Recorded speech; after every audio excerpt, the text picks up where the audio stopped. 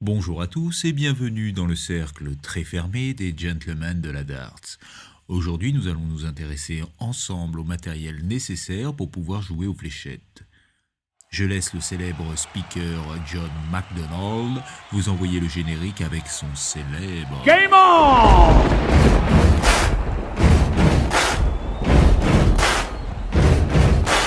Buddy, you're a boy, make a big noise, playing in the street, gonna be a big man someday.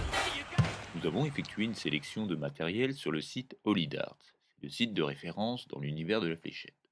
Dans un premier temps, nous allons parler de l'élément indispensable pour tout joueur, And drink a beer. non, je ne voulais pas parler de la bière, mais je voulais parler de la fléchette. Tout d'abord, nous vous déconseillons fortement de commencer avec des fléchettes en plastique bas de gamme, car vous ne pourrez jamais faire de miracle avec ces dernières. Par contre, nous vous déconseillons également de dépenser une fortune pour vous équiper. Disons que c'est un peu comme les montres. Il vaut mieux attendre de savoir lire l'heure avant de s'acheter une Rolex. Pour bien débuter, nous vous conseillons de commencer avec l'assassin de chez Haro. Sa forme est idéale pour une bonne prise en main et la répartition des poids est adaptée à la majorité des styles de lancer. Avec ce modèle à 30 €, vous pourrez progresser très rapidement, à condition bien évidemment de vous entraîner et de suivre les vidéos des gentlemen de la dart. Maintenant, si vous êtes proche de vos sous, vous pouvez économiser un peu, car vous avez le même modèle mais reconditionné sous la marque géologique chez Decathlon.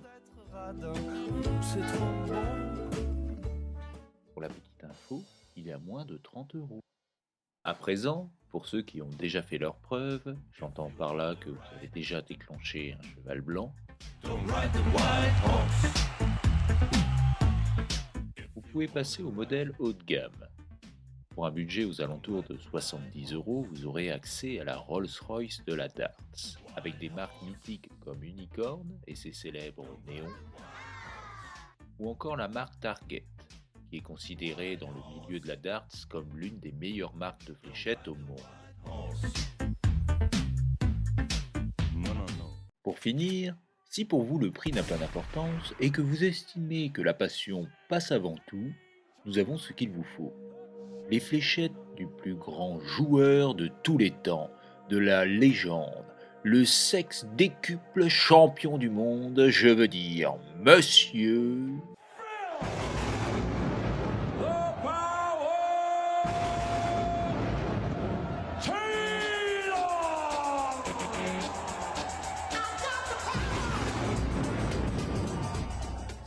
Vous avez deux versions, la version classique et la version japonaise.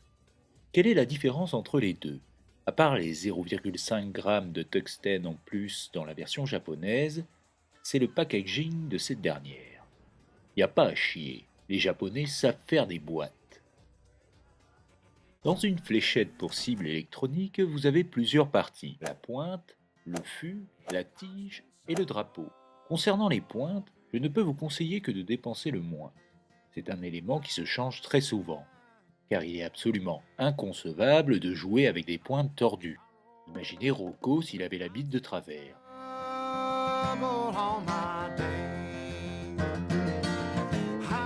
Concernant à présent le fût, la tige et le drapeau, normalement vous avez tout ce qu'il vous faut quand vous achetez vos fléchettes. Il se peut qu'avec le temps, la tige casse ou que le drapeau soit usé. Pour la tige, je vous conseillerais de reprendre exactement la même que celle que vous avez eue avec votre set de fléchettes. Les équipements de série sont souvent plus adaptés que les modifications que nous pouvons y apporter. Pour le drapeau, vous avez énormément de choix de formes et de couleurs. Il y a même des drapeaux où l'on peut y glisser directement la tige dans un endroit prévu à cet effet. Nous vous conseillons les drapeaux de forme classique, qui sont adaptés à tous les styles de lancer, et après, pour la couleur, c'est selon votre goût. Voici la sélection des gentlemen, en anglais The Selection of Gentlemen.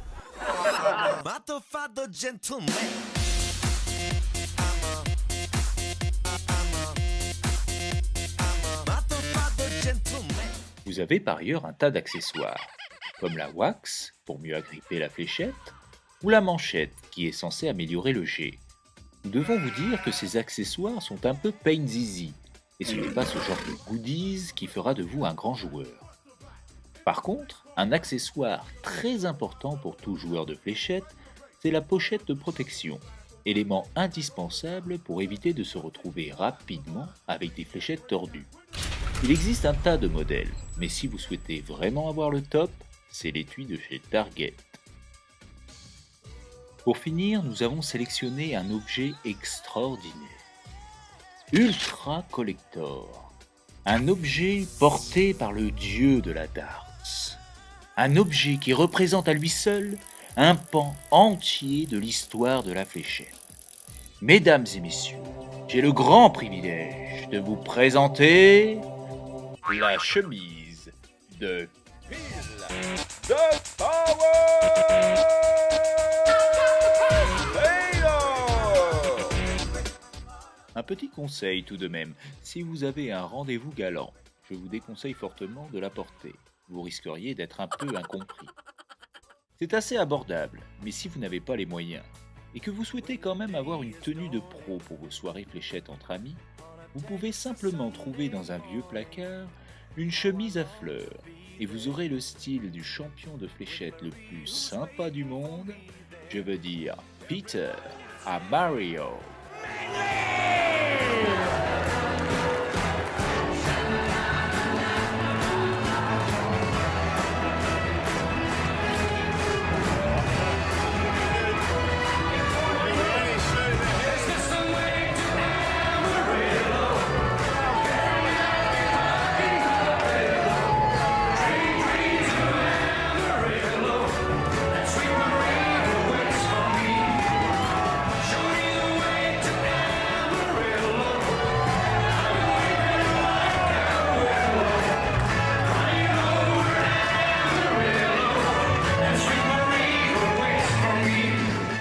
N'oubliez pas de vous abonner pour rejoindre les gentlemen de la darts, de liker la vidéo et de laisser un commentaire si ça vous a plu.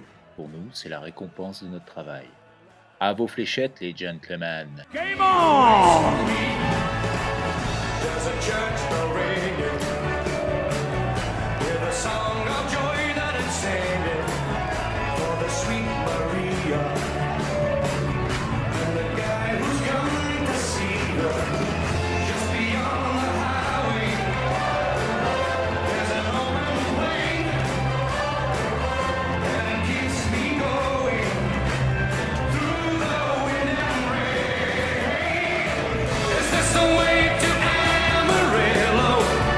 Every night I've been hugging my pillow, dreaming dreams of Amarillo, that sweet Marie who waits for me. Show me the way to Amarillo. I've been weeping like a willow, crying over Amarillo, and sweet Marie who waits for me.